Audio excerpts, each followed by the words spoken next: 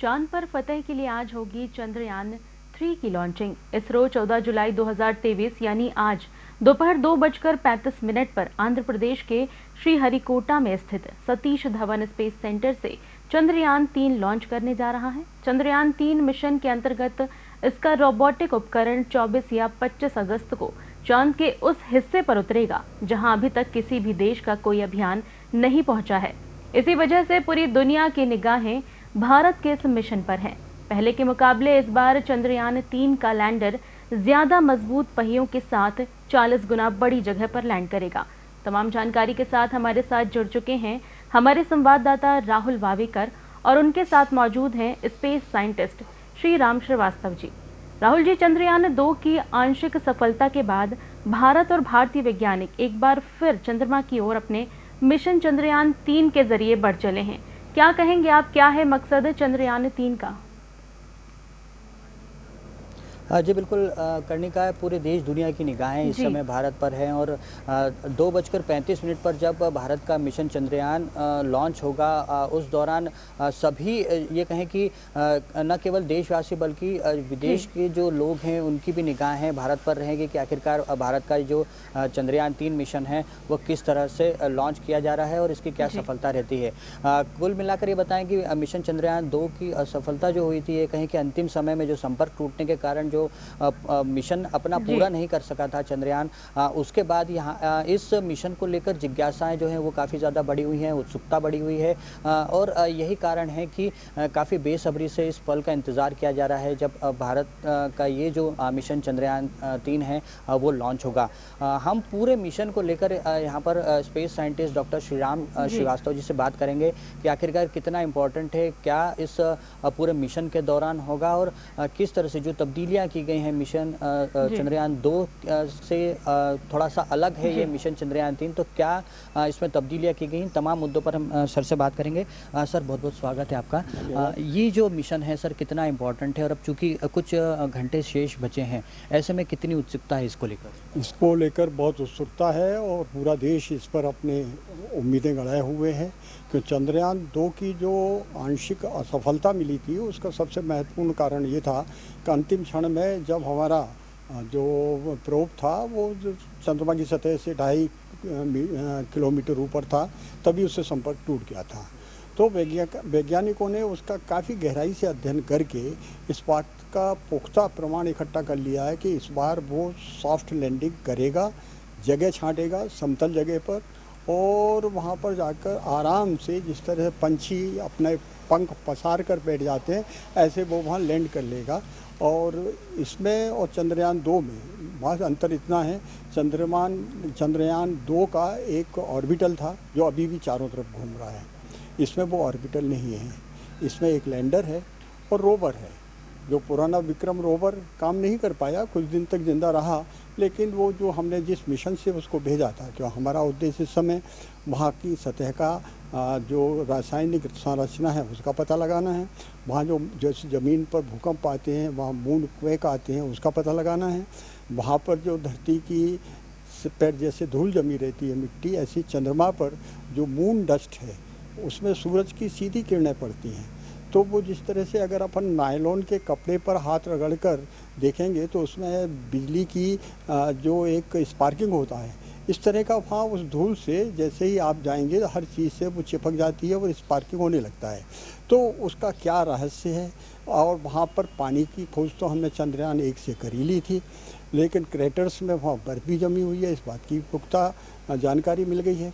लेकिन उससे भी ज़्यादा महत्वपूर्ण ये है कि जो दक्षिणी इलाका है चंद्रमा का, जो उस ध्रुव पर, दक्षिणी ध्रुव पर सूर्य की किरणें बहुत तिरछी पड़ती हैं और लगभग अंधेरा रहता है, वो वहाँ ऐसे विस्मयकारी पदार्थ मिले हैं जो कि भविष्य के लिए बहुत महत्वपूर्ण है।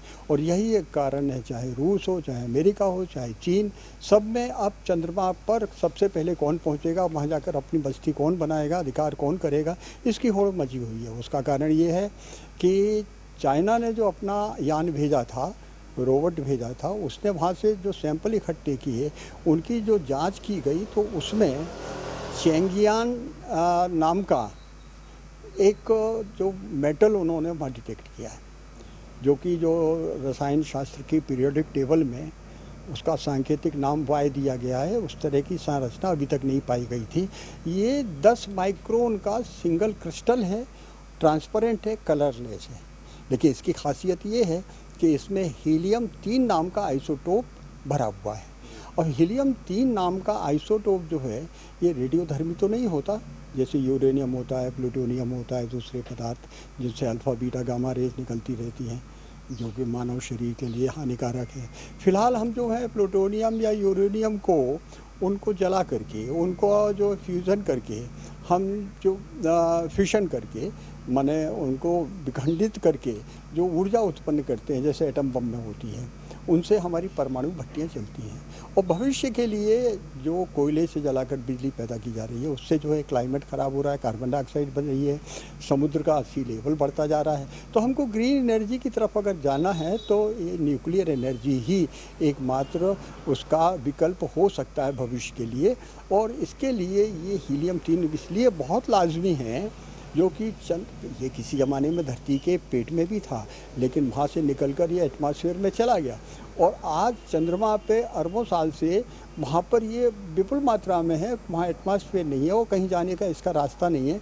तो जो माइक्रोन की जिनकी खोज चीनी वैज्ञानिकों ने की है, उससे ये पता लगता है कि हीलियम 3 का अगर 10 किलोग्राम भी आप वहाँ से उठाकर ज़मीन पर ले आएँ, तो अगले 20 साल तक आपको ऊर्जा की खपत जो संपूर्ण भारत में आवश्यकता ही नहीं पड़ेगी किसी ईंधन की।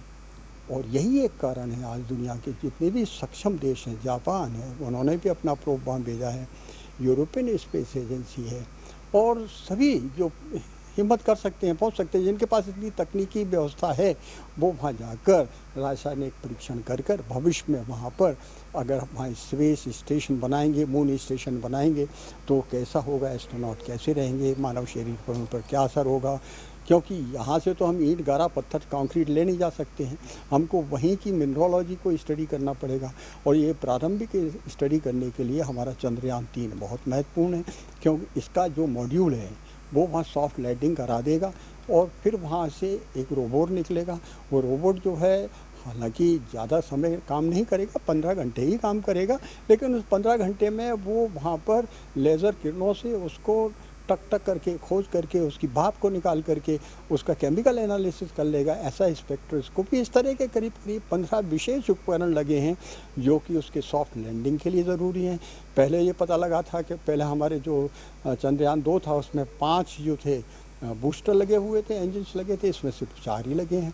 पहले उसकी जो टांग थी 4, उसमें जो पैड जो थे उसमें जो शॉकअप लगे हुए थे, संभवतः वो कमज़ोर रहे होंगे, क्योंकि 2 किलोमीटर ऊपर से अगर कोई चीज़ धड़ाम से नीचे गिरेगी तो उसमें जो जर्क लगेगा तो उसको सहन करने की शक्ति होना चाहिए। कि चंद्रमा पर तो पृथ्वी की तुलना में 1/6 गुरुत्वाकर्षण है। उसका कारण ये है कि अगर आप जोर से जंप लें और यहाँ पर जितनी दूर में 2 फीट ऊपर हवा में उछलेंगे तो वहाँ 12 फीट उठ जाएंगे। आप अगर यहाँ कदम चलाएंगे 1 मीटर का होगा, और वहाँ अगर आप छलांग लगाएंगे तो 6 मीटर तक आपकी छलांग चली जाएगी। तो चंद्रमा में गुरुत्वाकर्षण कम होने के कारण वहाँ की पूरी जो साइंस की टेक्नोलॉजी है एक नई दिशा दे रही है, और हमारे वैज्ञानिक पूरी तरह से तैयार हैं। मैं पूरी उम्मीद करता हूँ। हाँ, सावधानी अभी इसमें बहुत ज़रूरी है, दावपेच भी बहुत है, क्योंकि पिछली मर्तबा जो चंद्रयान 2 गया था पूरी तरह से सफल था, पूरी तरह से 6 सितंबर की रात 2019 को पूरी विश्वास था कि सफल होगा, पर नहीं हो पाया। उसका जांच जो है इंग्लैंड के कुछ लोगों ने करके बताई। उस समय जो साइबर सिक्योरिटी के लोग हैं उन्होंने 4 सितंबर को ही इस बात की चेतावनी इसरो को दे दी थी कि नॉर्थ कोरिया से हैकर्स काम कर रहे हैं, और D-Track नाम का एक हैकिंग का जो प्लेटफॉर्म है उससे उन्होंने मेलवेयर माने कंप्यूटर वायरस छोड़ रखे हैं, जो 15 भारतीय प्रतिष्ठानों पर फाइनेंशियल, और इसरो के वैज्ञानिकों ने भी इस बात की पुष्टि की है, और नवंबर 2019 में की है कि उस समय हमारे यहाँ भी साइबर का अटैक हुआ था। तो निश्चित रूप से इसका एक प्रमाण और लिटरेचर में अवेलेबल है, क्योंकि जिस समय भारत का चंद्रयान 2 विफल हुआ था और उसकी खबर आधिकारिक रूप से हमारे इसरो ने की थी, उसके 15 मिनट पहले पाकिस्तान के विदेश विज्ञान और तकनीकी विभाग के जो फहद हुसैन चौधरी मंत्री थे, उन्होंने ट्वीट कर दिया था, मजाक किया था, तंज कसा था, कहा था जो आता नहीं है काम उसको क्यों करते हो, आपने 900 करोड़ रुपए खर्च कर दिए और उस 900 करोड़ से गरीबी से लड़ते, और उन्होंने इतना मजाक उड़ाया इससे। और वो कब आ गया, हमारी आधिकारिक पुष्टि के पहले 15 मिनट पहले। इसका मतलब ये है, चूँकि इस बात का भी प्रमाण मौजूद है कि वहाँ जो अब्दुल कादिर खान साहब थे, उन्होंने नॉर्थ कोरिया को एटम बम के सीक्रेट्स बेचे थे, तो ये भी संभव है कि ये जानबूझकर सबोटेज किया गया था। और चंद्रयान 3 में इस बात की पूरी सावधानी बरती गई है, क्योंकि जी सर, ये जो चंद्रयान 3 है, इसकी एक ख़ास बात ये भी है कि ये सदर्न हेमिस्फीयर पर उतरने वाला है, और अगर ये होता है तो भारत ऐसा पहला देश होगा जो ये उपलब्धि हासिल करेगा। अभी तक अमेरिका, चीन और रशिया जो है वो नॉर्दर्न हेमिस्फीयर पर अपने चंद्रयान उतार चुके हैं। ये किस लिहाज से इम्पोर्टेंट कहा जा सकता है? इस लिहाज से इम्पोर्टेंट है कि सदर्न हेमिस्फीयर की जो टोपोलॉजी है आज अभी किसी को पता नहीं है। हालांकि ऑर्बिटर्स गए हैं, वहाँ घूम रहे हैं, लेकिन अंधेरा होने के कारण वहाँ आपकी क्या स्थिति है, क्योंकि अगर पानी अधिक रह सकता है कि सूरज का तापमान वहाँ दिन में इतना अधिक हो जाता है कि 200 डिग्री से ज़्यादा हो जाता है, पानी भाप बन के उड़ जाएगा। उड़ के जाएगा कहाँ? गुरुत्वाकर्षण के कारण किसी न किसी रूप में वहाँ होगा। तो दक्षिणी ध्रुव जो चंद्रमा का है, वहाँ चूँकि तापमान माइनस चला जाता है 100 से भी नीचे, तो इससे इस बात की संभावना है वहाँ पानी बहुत होगा। अगर हमको वहाँ स्टेशन बनाना है तो सबसे पहले तो वहाँ पर हमको पानी की व्यवस्था करना पड़ेगी। पानी को हम विखंडित करके ऑक्सीजन बना सकेंगे, क्योंकि ऑक्सीजन के सिलेंडर धरती से तो वहाँ जा नहीं सकते हैं, और जब पानी हो जाएगा, बर्फ़ हो जाएगी, वहाँ ऑक्सीजन हो जाएगा, तो वहाँ मानव जीवन रह सकेगा। वहाँ पर हम कंस्ट्रक्शन कर सकते हैं, स्पेस स्टेशन बना सकते हैं, जो कि एक अगला पड़ाव होगा मंगल ग्रह पे जाने के लिए, बृहस्पति ग्रह पे जाने के लिए, शनि ग्रह पे जाने के लिए। वो पड़ाव इसलिए आवश्यक है कि सृष्टि बड़ी विचित्र है। जो टाइटन नाम का एक चंद्रमा जो आपके इसके बृहस्पति के, ये इसके शनि ग्रह के चारों तरफ घूम रहा है, अगर हम वहाँ गए, शनि वलय में झूमने लगे उसकी रिंग्स में, तो उस टाइटन को भी देख सकेंगे। टाइटन पृथ्वी के आकार का है। पृथ्वी पर तो बादलों में पानी है, नदियों में पानी है, पहाड़ों पर पानी की बर्फ़ जमी हुई है, समुद्र लहला रहे हैं पानी से, लेकिन टाइटन का जो अभी तक जानकारी मिली है, वहाँ बादल हैं, पर काहे के? शराब के, अल्कोहल के, इथाइल अल्कोहल के, मिथाइल अल्कोहल के। समुद्र में, नदियों में वहाँ बारिश होती है अल्कोहल की। तो अल्कोहल प्रेमियों के लिए तो ये जानकारी बड़ी रोचक होगी कि एक ऐसा प्लेनेट भी है जिसमें डुबकी लगा सकेंगे वो अल्कोहल में। सर, जैसा आपने कहा कि काफ़ी एक्सट्रीम वहाँ पर कंडीशंस हैं। अगर हम बर्फ़ की बात करें, आपने कहा कि -100 डिग्री तक वहाँ पर टेम्परेचर जाता है। उस तापमान से, या ये कहें कि उस कंडीशन से निपटने के लिए चंद्रयान 3 में भी कुछ विशेष व्यवस्थाएँ की गई हैं इसको लेकर? यार, ये प्रायोगिक मिशन है, अभी हमने आदमी को भेजने की व्यवस्था नहीं की है। मुझे विश्वास है कि 2030 तक के पहले हम पहले तो अंतरिक्ष स्टेशन अपना कायम कर लेंगे, वहाँ आदमियों को भेज सकेंगे, क्योंकि एकदम किसी भी प्राणी को वहाँ भेजना और ब्रह्मांड किरणों का उसके शरीर पर क्या असर होगा, वो जिंदा रहेगा कि नहीं रहेगा, तो वो जो कंडीशंस है उनको हमको पहले शून्य गुरुत्वाकर्षण में परखना पड़ेगा। यद्यपि रूस ने कर लिया है, चाइना ने भी कर लिया है, उनका अपना स्टेशन है, अमेरिका ने भी किया हुआ है, लेकिन ये साइंटिफिक डेटा को वो अपने को देंगे थोड़ी, हमको अपना कुआं खुद खोदना पड़ेगा, उसका पानी निकालना पड़ेगा, उसी को पीना पड़ेगा। और इस मायने में चंद्रयान 3 जो है बहुत महत्वपूर्ण है कि बेसिक जो जानकारी है वो हमको मिल जाएगी। उसके हिसाब से हम भविष्य की प्लानिंग करेंगे कि अगर वहाँ जाएंगे तो कौन सा ठिया बनाएंगे, कैसे बनाएंगे, कहाँ रहेंगे, और फिर हमारे वैज्ञानिक क्या खाएंगे, क्या पिएंगे, ये सब व्यवस्था जो है भविष्य की। और मुझे पूरा यकीन है 2050 के पहले हम हर हालत में चंद्रमा पर अपना राहुल जी, यहाँ पे मैं ये पूछना चाहूँगी कि जैसे सर ने बताया कि अंधेरा होने की वजह से काफ़ी परेशानियाँ हो सकती हैं, तो क्या लैंडिंग के समय में भी बदलाव हो सकता है आगे चलकर? सर, ये जो पूरा मिशन है, इसमें ये बता रहे हैं कि टोटल 45 डेज़ में ये कंप्लीट होगा। जब लैंडिंग होगी उस समय, चूँकि जैसा आपने बताया कि वहाँ पर काफ़ी अंधेरा भी रहेगा, तो उसको किस तरह से इसरो जो है वो टेकअप करेगा? कि सॉफ्ट लैंडिंग हो और लैंडिंग में कोई परेशानी ना हो? देखिए, उसमें लेज़र गाइडेड वो सेंसर्स लगे हुए हैं और इस काम में हमने जो इलेक्ट्रॉनिक्स से जापान से उसकी पूरी मदद ली है। ट्रैकिंग का जहाँ तक सवाल है, हमने यूरोपियन स्पेस एजेंसी से पूरी मदद ली है। जहाज़ों से उनके जगह जगह जो स्टेशन हैं उनसे हम ट्रैक कर लेंगे।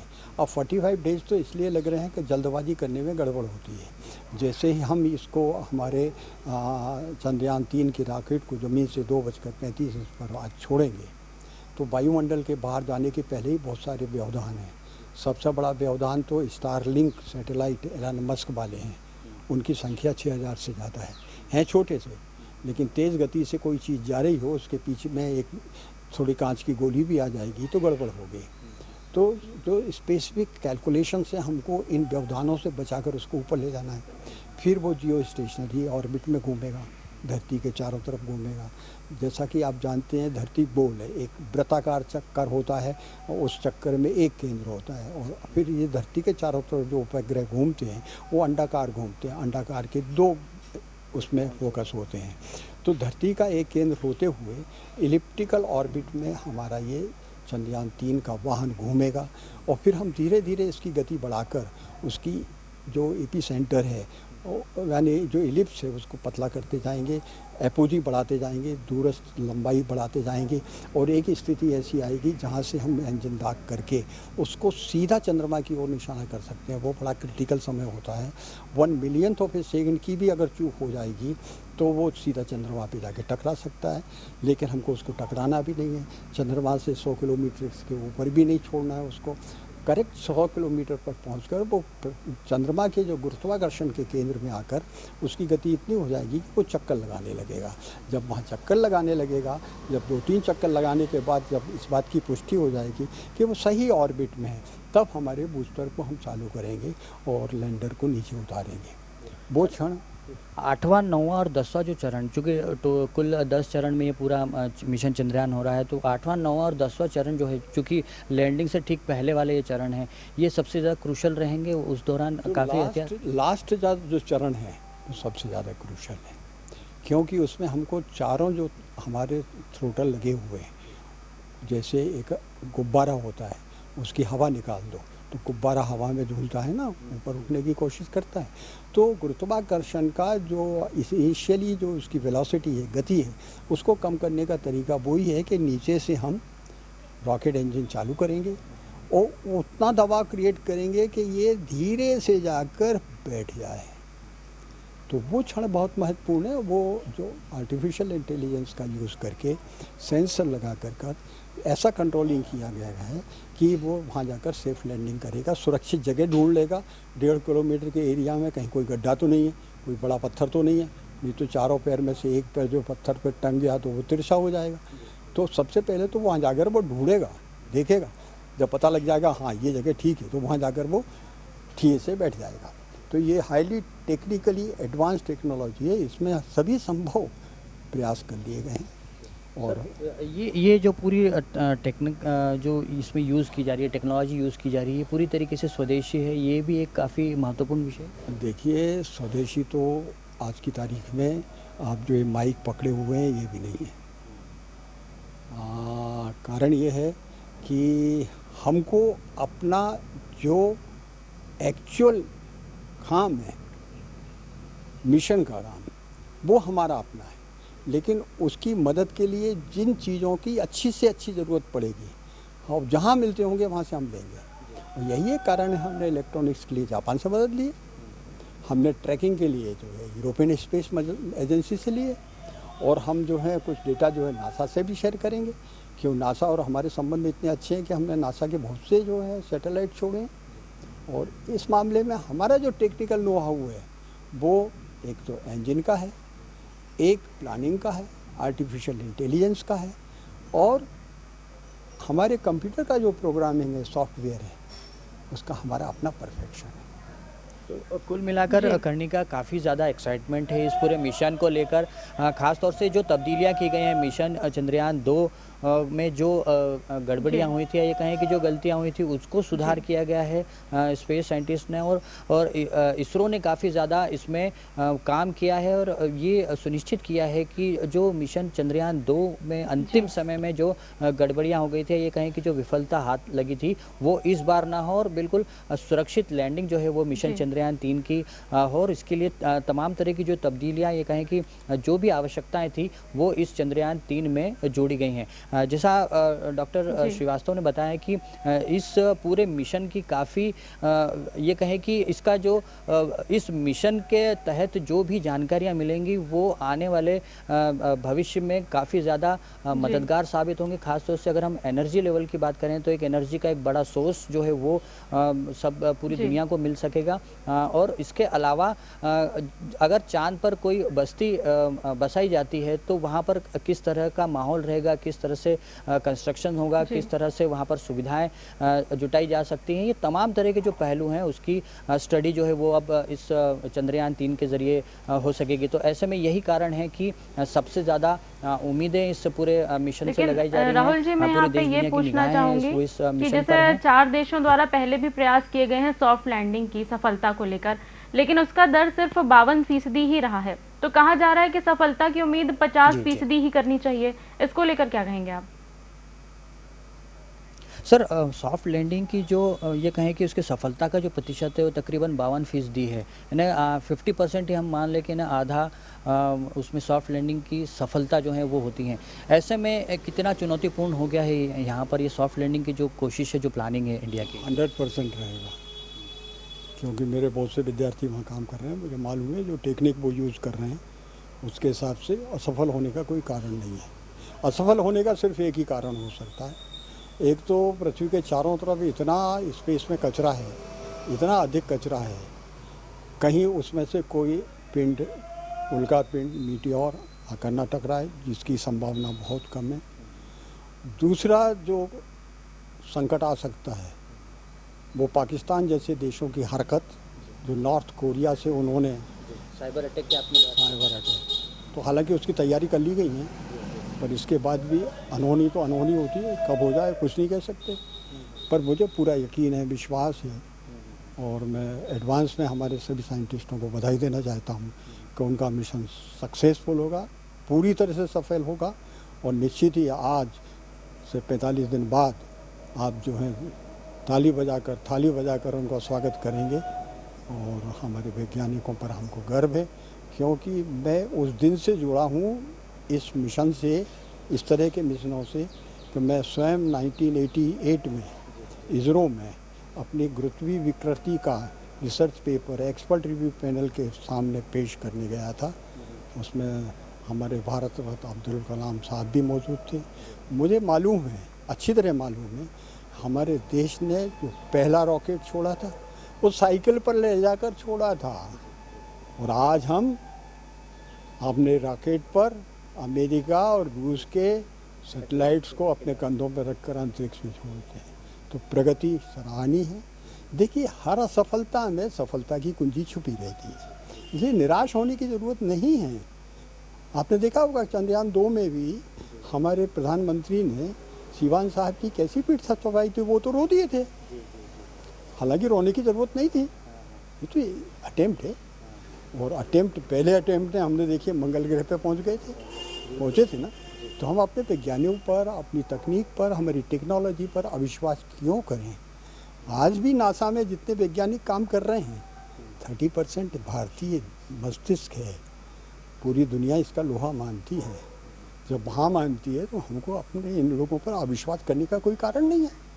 तो करने का काफ़ी ज़्यादा आशा है, काफ़ी ज़्यादा उम्मीद है कि इस बार मिशन चंद्रयान 3 जो है वो बिल्कुल सफल रहेगा। और जैसा डॉक्टर श्रीवास्तव ने कहा कि मिशन चंद्रयान 2 की असफलता के बाद में पीएम नरेंद्र मोदी ने जिस तरह से इसरो चीफ की उनकी हौसला अफजाई की थी, और एक शब्द उनसे कहा था कि संपर्क टूटा है, हौसला नहीं।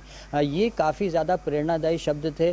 जो वैज्ञानिक है उन्होंने भी नए सिरे से इस पूरे मिशन में जुटने का उस दौरान फैसला किया था। और इतनी सारी उपलब्धियां वैज्ञानिकों के नाम है। हमारे देश के इन वैज्ञानिकों ने इस तरह की उपलब्धियां हासिल की हैं कि पूरे देश को इन पर गर्व है। और ये जो उपलब्धि है ये भी उसमें जब जुड़ेगी तो वाकई में जो हर देशवासी है वो कहीं ना कहीं खुद को गौरवान्वित महसूस करेगा। और इसका केवल एक ही कारण है कि हमें हमारे जो वैज्ञानिक है उनकी क्षमताओं पर, उनकी काबिलियत पर पूरा भरोसा है। धन्यवाद राहुल जी तमाम जानकारी के लिए। तो ये थे हमारे संवाददाता राहुल वावेकर, जिनसे हम चंद्रयान 3 के बारे में जानकारी ले रहे थे। तो 60 और 70 के दशक में भी अमेरिका और सोवियत संघ के बीच शुरू हुई स्पेस रेस के चलते अपोलो मिशन के अंतर्गत अमेरिका ने 1969 में अपने 2 एस्ट्रोनॉट नील आर्मस्ट्रांग और बज एंड्रेल को चांद की सतह पर उतारा था। हालांकि साल 1972 में जैन कैर्नन के बाद से कोई दूसरा एस्ट्रोनॉट अभी तक चांद की सतह पर नहीं कदम रख पाया है। अमेरिका, रूस, यूरोपियन देशों के अलावा भारत अंतरिक्ष के क्षेत्र में चंद्रमा को लेकर कम जिज्ञासा और कौतूहल से भरा नहीं है। भारतीय वैज्ञानिक लगातार चंद्रमा पर जाने और वहां पर भारतीय तिरंगा लहराने के सपने संजोते रहे हैं।